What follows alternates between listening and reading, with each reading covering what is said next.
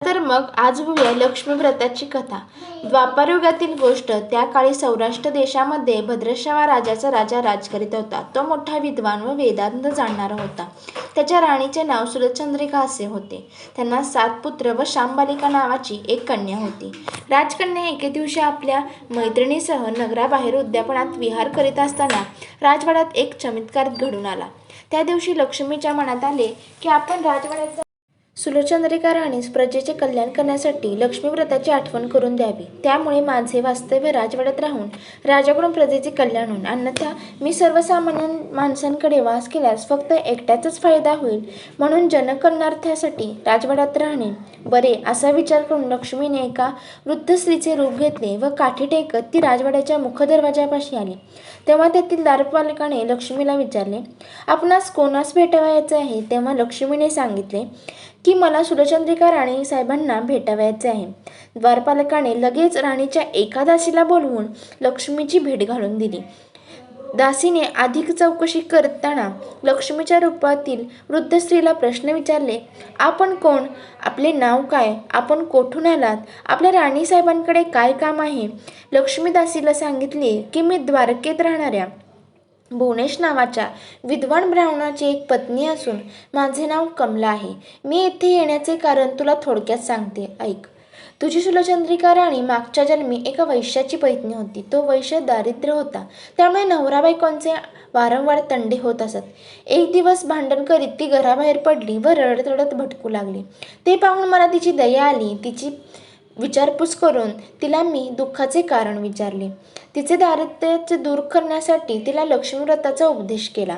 लक्ष्मीव्रत कसे करावे त्याची तिला माहिती सांगितली. त्याचप्रमाणे तिने लक्ष्मीव्रत केले. व्रताच्या प्रभावाने ती श्रीमंत व सुखी झाली. लक्ष्मी तिच्या घरी नांदू लागली आणि पतीपत्नीचा संसार सुखाचा झाला व पुढे पुष्कळ वर्षे त्यांनी ऐश्वर्य भोगले. पुढे त्यांना यथासांग मृत्यू आला. लक्ष्मीव्रताच्या प्रभावाने त्यांना लक्ष्मी प्रसन्न झाल्यामुळे पुढील जन्मात राजकुल मिळाला. मागील जन्मी केलेल्या लक्ष्मीव्रताच्या प्रभावामुळे सुतचंद्रिका राजघराण्यात ऐश्वर्य भोगत आहे. परंतु लक्ष्मीव्रताचा आता तिला विसर पडला आहे. म्हणून सुलोचंद्रिकेस लक्ष्मीव्रताची आठवण करून देण्यास मी येथे आले आहे. हे सर्व दासीने ऐकल्यावर तिला मोठे कौतुक वाटले. ती म्हणाली, आपण कृपा करून लक्ष्मीव्रत कसे व केव्हा करावे हे मला सांगाल का? तेव्हा लक्ष्मी रूपातील स्त्री म्हणाली, ऐक. मार्गशीर्ष महिन्यातील प्रत्येक गुरुवारी सकाळी नदीत किंवा विहिरीत स्नान करून 5 ढाळे काढून भरल्या कळशीत ठेवावे. रांगोळी काढून पाट मांडावा. पाटावर साळी घालून त्यावर कळशी ठेवावी. कळशीमध्ये नाणे, सुपारी, मोती, दुर्वा घालाव्यात.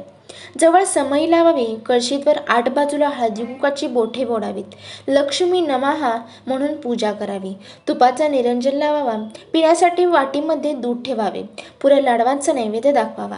काही फळे ठेवावीत. पैसे, सुपारी, दक्षिणा, विडा ठेवावेत.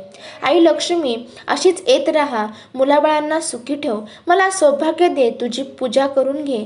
सोन्या चांदीचा प्रकाश पडू दे. दुःख त्यांची लयलूट होऊ दे. माझा नमस्कार तुला पोचू दे. तुझा आशीर्वाद मला मिळू दे. भरली कागर घरात राहू दे. तेल तुपाचा तुला देवा दिसू दे. माझे बोल तू ऐकावेस. तुझे बोल मी म्हणावे. हीच प्रार्थना अशी मनोभावेने प्रार्थना करावी. सायंकाळी गायीची पूजा करावी. तिला पुरणाचा नैवेद्य दाखवावा आणि व्रतस्थ राहावे. रात्री जागर करावा. उणे धुणे बोलू नये. सकाळी कळशीतली पाणी नदीत किंवा विहिरीत सोडावे. 5 डाळे 5 ठिकाणी टाकावेत. ज्या ठिकाणी पूजा केली असेल त्या ठिकाणी हळदी कुंकू व्हावे. अशा तऱ्हेने मार्गशीर्ष महिन्यातील हे व्रत 4 गुरुवारी करावे. आपल्या ऐतीप्रमाणे दानधर्म करावा. हे सर्व लक्षात घेऊन व्रत करावे. तुझे कल्याण होईल.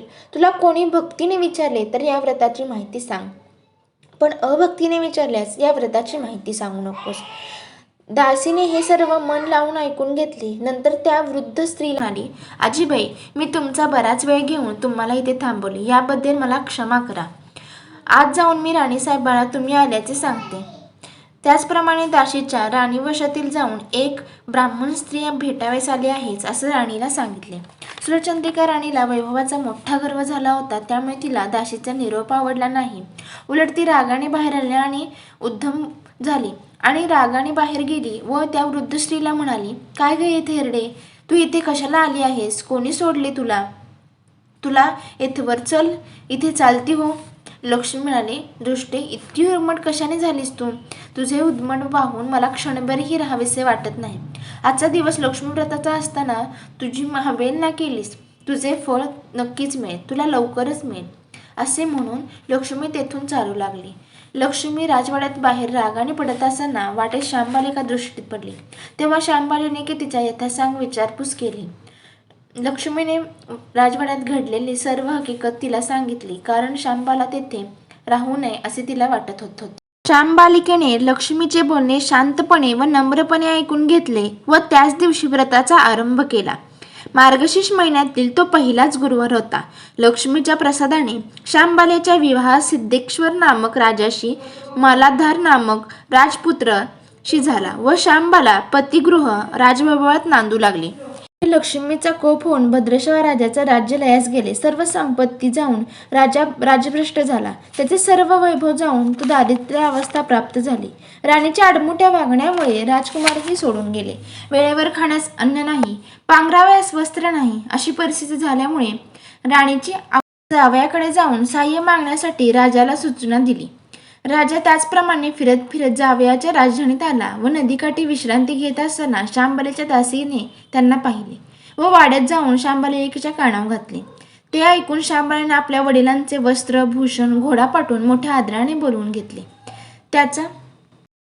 त्यांचा आदर सत्कार करून घरचे वातावरण विचारले. हे ऐकून श्यामबालेला वाईट वाटले. श्यामबालेने पित्याचे 4 दिवस पाहुणचार करून द्रव्य देऊन निरोप दिला.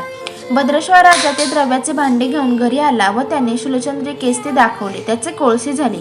काही दिवसाने शूलचंद्रिका आपल्या लेकीस भेटावयास गेली. तो मार्गशीर्ष महिन्यातला 4था गुरुवार होता. श्यामबाला नेहमीप्रमाणे लक्ष्मी व्रताच्या गडबडीत होती. पूजा आटपून प्रार्थना करीत होती. राणीने ते पाहिले तेव्हा त्या व्रताची तिला आठवण झाली. आपली चूक तिला कळली. तिने लक्ष्मी व्रताची क्षमा मागितली. कळकळीने प्रार्थना करून तिने लक्ष्मी व्रतही केले. तिने आपल्या मुलीला घडलेली सर्व हकीकत सांगितली. मातृ व पितृभक्तीमुळे मुलीला आपल्या वडिलांची दया आली आणि तिने आपल्या नवऱ्याला सांगून आपल्या बापाचे सर्व राज्य परत मिळवून दिले. आईला राजवाड्यात पोचवले. मग तिने भावालाही घरी परत आणले. राणीने अत्यंत भक्तिभावाने लक्ष्मी व्रताची सुरुवात केली. लक्ष्मी तिच्यावर पुन्हा प्रसन्न झाली व पूर्वीप्रमाणे राजकारभार सुरू झाला. ही कथा ऐकणाऱ्यांना, वाचणाऱ्यांना व व्रत करणाऱ्या सुख, समाधान आणि वैभव मिळेल. वैभव मिळालं कुणी उतू नये, गर्वाने सर्वांना तुच्छ लेखू नये, दानधर्म विसरू नये, म्हणजे राजा राणीसारखे सुखी झाला तर आम्ही सुखी होऊ. तुम्हाला लक्ष्मी व्रताची कथा कशी वाटली? व्हिडिओ आवडला असेल तर लाईक करा, सबस्क्राईब करा आणि बेल आयकॉनला नक्की प्रेस करा.